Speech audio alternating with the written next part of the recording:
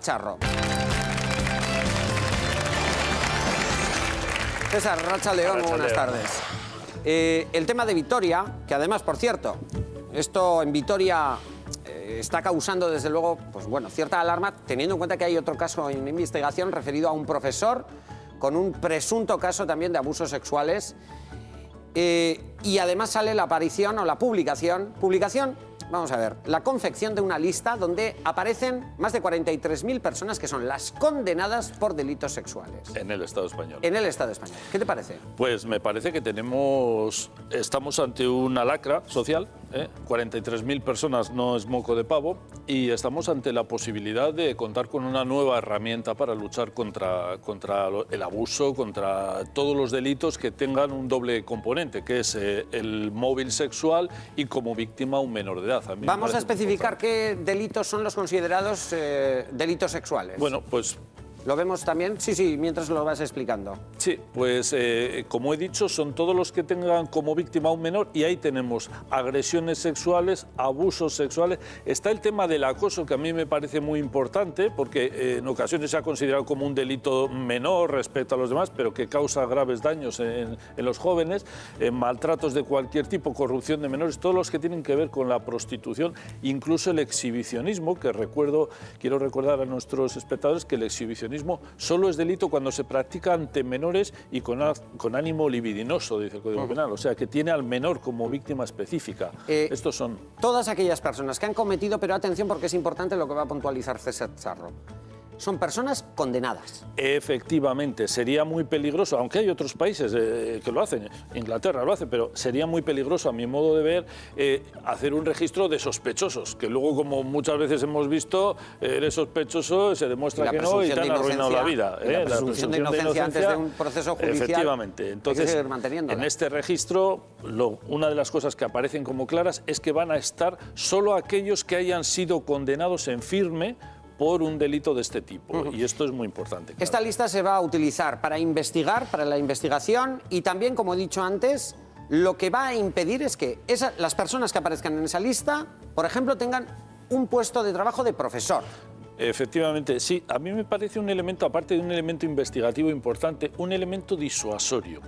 Y yo creo que ha generado cierta polémica, pues porque, hombre, figurar en un registro y tal. Pero vamos a ver, cuando uno accede a ciertos puestos de funcionario se le pide un certificado de antecedentes penales y nadie se echa las manos a la cabeza. A mí me parece que aquí el énfasis, el foco, hay que ponerlo en la especial vulnerabilidad de la infancia, que es lo que se está atacando. Y a mí me preocupa muy poco que un señor que haya cumplido su condena, pues hombre, siga sujeto a medidas cautelares. Creo que debe estarlo.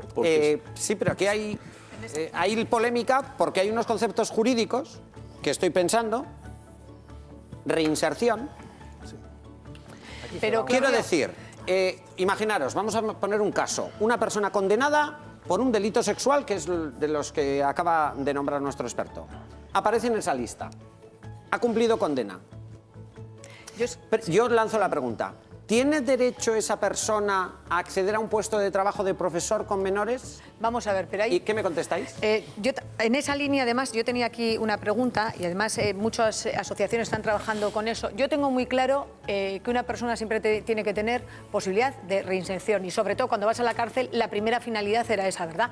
Lo que pasa que yo también creo, después más de oír a ese psicólogo, no, a muchos y en muchos casos de abusadores, hay un perfil que es el psicópata, que desde luego hay muchos psiquiatras, psicólogos que dicen que no tiene cura. Entonces, mi pregunta es, por ejemplo, ¿qué pasa con la caducidad de los antecedentes penales? Claro. Porque si al final caducan los antecedentes penales, todo este registro no va a tener... Pregunta. En esta lista va a ser ad eternum, es decir, efectivamente, para toda la eternidad su nombre figurará en esta lista. Claro, esto es todavía lo que está por definir. Es que si no, lógicamente... los antecedentes penales ahora con la nueva reforma del Código pueden durar hasta 10 años después de cumplida la condena. ¿Y luego se borran, César? Y luego se borran, porque además tenemos unas leyes de protección de datos. Sí. Claro, aquí lo que hay que dilucidar es, dado que existen determinados delincuentes sexuales que toman a la infancia como objetivo y que son intratables e incurables, en el supuesto de que pudiéramos hablar de una enfermedad, que tampoco, y son intratables... Pero es que en la condena no se especifica si es un enfermo o no. Es decir, toda persona condenada por un delito sexual aparece en esta lista. Si está condenado no es un enfermo. Yo pregunto a la porque gente, si no tendría una eximente. ¿a vosotros os parece bien? No, ¿Os parece bien? No, esto es Claro, una... ¿es algo preventivo? Esto es lo que discriminar. Lo que significa, en realidad... Habría que discriminar. Sí, pero al final... Lo que es una patología de una persona que puede reincidir y de lo que es una cosa de que, oye, ha cometido un error. Pero el experto y tiene derecho a reinsertarse. Ha dicho una cosa importante. Pablo, ¿qué te parece Una esta? patología no acaba en la cárcel, ¿eh? No. ¿Qué te parece esta lista? Yo no estoy de acuerdo porque de una u otra manera todo esto al final va a acarrear lo mismo, la muerte civil. Es decir, esa persona en distinto grado, pero o sea, a nivel de trabajos, a nivel ya sabemos cómo funcionan hoy en día las redes sociales, los datos, los bancos, etcétera. Esa persona va a tener... Pero no es público, no son públicos estos datos. No son públicos. No son públicos, el es que ahora vamos a tratarlo. Sí, pero es un primer pasito y el segundo pasito puede ser el otro y luego el otro. Es el principio. ¿No te fías? No me fío en absoluto. Es más, cuando estamos hablando de estas cuestiones de agresiones sexuales, fíjate, tendríamos que hablar más de, por ejemplo, en gran medida vienen por la cuestión de los celos, de los posesivos que pueden ser muchos hombres. ¿Por qué no se trata esas cuestiones? ¿Por qué se quita de las clases asignaturas que permiten a los chavales de jóvenes pensar en otros términos y en cambio se les mete la religión que lo que les dicen es esta es para ti, para toda tu vida, en la salud y la enfermedad y les meten esas ideas de la propiedad privada de la persona que tienes enfrente? Ese es el... Pero, Pablo, escúchame. Un psicópata, es que hay perfiles, yo te compro que la educación es lo fundamental. Fundamental, pero fuera de eso, lo dicen muchos psicólogos, no en este caso, mujeres violadas, asesinadas, machacadas, crías continuamente abusadas, hay perfiles que no tienen una patología. Para mí un psicópata no tiene una patología, no tiene una enfermedad. Y César ha dicho una cosa que es fundamental, es decir, en este archivo hay 43.745 condenados. Un condenado va a la cárcel si no tiene una patología, con lo que yo creo que es necesarísimo. Pero yo pregunto, un condenado por delito sexual sale de la cárcel, ¿puede trabajar de profesor con menores? No es conveniente. Javi, es que... No es conveniente. Pero aquí hay unos términos jurídicos... Vamos a ver, aquí hay cuestiones de garantías y para hablar de esto aquí hay gente más documentada y más experta que yo al respecto, digo, desde el punto de vista constitucional de lo que son respeto de los derechos. Y si no se acepta, modifíquese la ley. Pero a lo que iba, lo primero que quería plantear era el carácter público del registro. Es decir, ¿quién tiene acceso a ese registro? Lo tenemos. Para la investigación, sí, pero la policía, para las razones para lo que son los propios procesos, para evitar y para conseguir la protección del menor, fundamentalmente. Tenemos un listado, un momentito, déjale a César que comente cuáles son. Es que es la respuesta a tu pregunta. No es un registro de acceso público, es un registro al que van a tener acceso jueces, fiscales, entidades que traten temas de protección del menor y autoridades policiales. Y además es un registro que se va a poder compartir no ya solo en el espacio Schengen y en el Estado, sino a nivel mundial. Es un registro cerrado. A diferencia, en Estados Unidos, por ejemplo, tenemos registros abiertos, en los que con el domicilio en los que a ti te mandan un SMS y te dicen fulano de tal y con la foto vive en tal sitio. Que sí, el problema es un problema de eso no va a ser. Garantizar es un tema de derechos, de articular. Efectivamente, si se hace bien, pero pero es interesante, es una herramienta más. Decimos si se hace bien, es si están garantizados los derechos. Por lo tanto, una persona condenada por delito tiene que ser apartado por ese delito. Después de haber cumplido una condena, también habría que cuidado. estará Matizo, de por vida en esa lista. No, yo matizo y vuelvo a decir que todas las personas tenemos que tener derecho a una segunda oportunidad. Si es una patología, yo siempre creo que hay otro sistema que no es la cárcel, pero creo que con ciertos individuos, yo creo que hay personas que nacen y son psicópatas, hay que apartarlos. César, breve, porque hay un tema interesante y veo a los colaboradores que van a enseñarnos algo. Atentos, porque vamos a hablar de defensa ante una agresión sexual. Y lo digo que es muy importante, especialmente a las mujeres, porque tristemente todavía a día de hoy, mujeres, niñas son agredidas sexualmente. Atentos, César. A mí me gustaría decir una cosa como colofón, y es que muchas veces tendemos a pensar que todo el mundo tiene derecho a todo. Y mira, en determinados casos no. Mira, si yo soy ciego, no puedo conducir. Si yo no apruebo una oposición, no puedo ser funcionario. Y si yo he abusado de niños de la infancia, he violado a un niño, he cometido un asesinato con un menor, no puedo ser profesor, nunca jamás. Estoy inhabilitado, moralmente y éticamente. Permitidme, tenemos poquito tiempo, pero yo creo que esto es interesante. César, acompáñame, por favor. Encantado. Hola, ¿qué tal? Tenemos a dos personas que nos van a ayudar a algo muy interesante, a pesar de que es algo triste, ¿verdad, César? Tener que Pues sí. defenderse ante un ataque sexual. Vamos a hacerlo, tenemos poco tiempo. Ellos son Iñaki San Pedro y Verónica Sordo, son de la Escuela de Defensa Personal ISAN. Nos van a enseñar 4 momentos para los cuales la mujer tiene que practicar o poner en práctica esas técnicas de defensa. El primer momento. Bueno, vamos a trabajar para que... Yo creo que es interesante que se vea que una mujer puede defenderse con eficacia de un ataque. Entonces, lo que vamos a empezar es graduando la intensidad del ataque del hombre hacia ella, y ella va a ir graduando también en violencia su defensa. Lo primero, vamos a empezar con un ataque al cuello, que es muy típico. Iñaki va a intentar agarrarle. Agarrarle ¿no? del cuello. Y lo va a conseguir, va a agarrarle a Verónica. ¿Qué es lo que ha hecho? Vamos a repetirlo lentamente mientras César nos explica la técnica. Lo primero que ella hace es soltar el agarre para respirar, a la vez que sube su rodilla golpeando o bien el abdomen o bien los testículos del agresor, le va a hacer bastante daño, intenta salir en una diagonal por la derecha. Mientras golpea, le va a dar 2 o 3 golpes.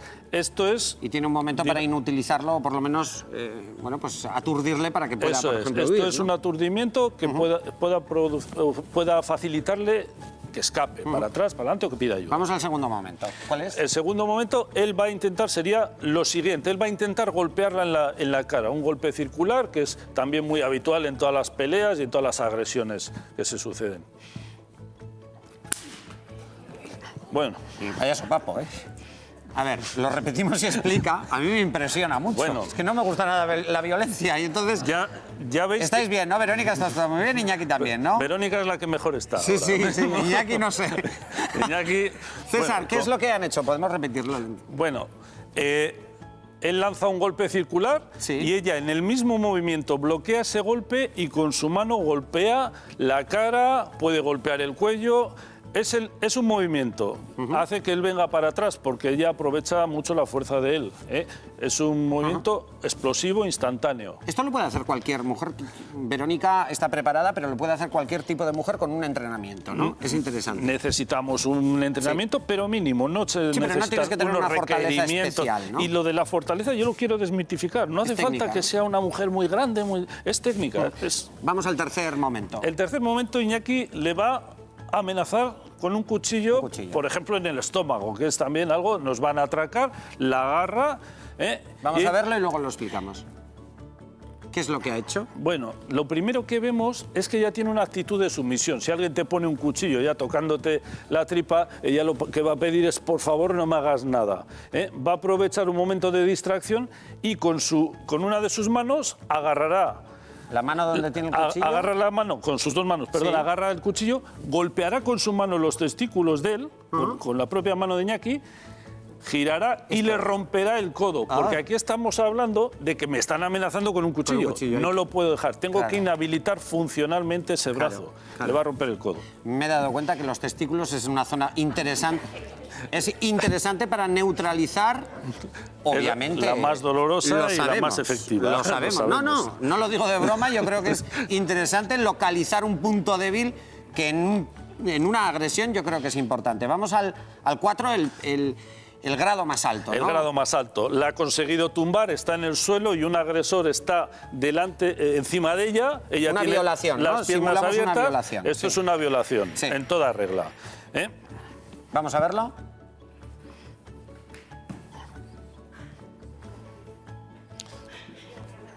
Bien.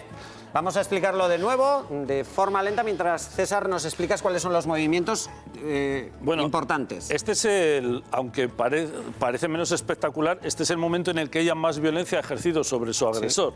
Lo primero que hace es quitarse ese agarre del cuello para respirar mientras golpea su barbilla, Sí, lo ves con lo allí. cual su cabeza va hacia atrás. A continuación, con su pie va a presionar sobre la rodilla de Iñaki para desestabilizarlo, y luego, colocándose encima de él, le va a dar 2 o 3 puñetazos, lo suficiente para aturdirlo. Este va es un momento importante. a mover sus hombros hacia arriba, bloqueando una posible reacción de él. Claro, no puede Iñaki no puede mover Iñaki los no puede brazos. bajar los brazos ahora, Los tiene está bloqueado. Ajá. Y le va a golpear hasta que ella considere necesario, es decir, hasta que pierda el conocimiento, hasta que esté lo suficientemente aturdido para escapar. Un aplauso primero para ellos. Yo tengo una pregunta que haceros. Va a ser a la vuelta de Publi. Volvemos va a ser nada, enseguida, en un pispás. Volvemos.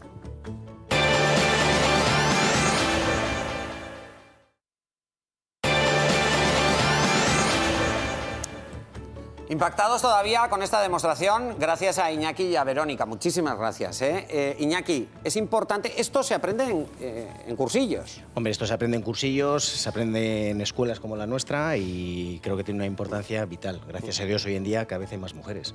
¿Van muchas mujeres a aprender estas técnicas La de verdad es defensa? que sí. Te diría que en nuestra escuela prácticamente estamos rondando casi el 50%. Ajá. Y lo hacen por un tema de seguridad, de miedo. Bueno, yo creo que hay un poco de todo. Es como el que hace deporte de cualquier tipo, hay un poco de todo. Pero sí hay algunas mujeres que lo hacen porque han sufrido algún tipo de agresión, completa o incompleta. ¿Has tenido mujeres que han sido agredidas? Desgraciadamente ¿Y sí. te ha pasado algo importante? Hombre, yo creo que lo más importante es recuperar a esa persona, a esa mujer como persona. Creo que eso es una labor que la hacemos diariamente con el entrenamiento, con el trato personal, que se sienta persona, que se sienta importante. Y luego, pues anécdotas preciosas, ¿no? Que una alumna tuya te diga que después de un entrenamiento se te dé un abrazo, se te ponga a llorar y te diga que es un día que ha bajado el trastero después de 2 años sola, pues creo que eso es lo más bonito como instructor, ¿no? Es emocionante. Verónica, gracias. Sí, a vosotros. Muchísimas gracias. Gracias, se nos ha acabado el tiempo. Muchísimas gracias. Gracias, César, Gracias. por traernos, desde luego, algo que es muy importante, sobre todo para la defensa de las mujeres, que hoy en día tienen que seguir saliendo a la calle sin miedo. Miren la peli. Mañana aquí os espero en Sin ir más lejos. Vierra Arteayo.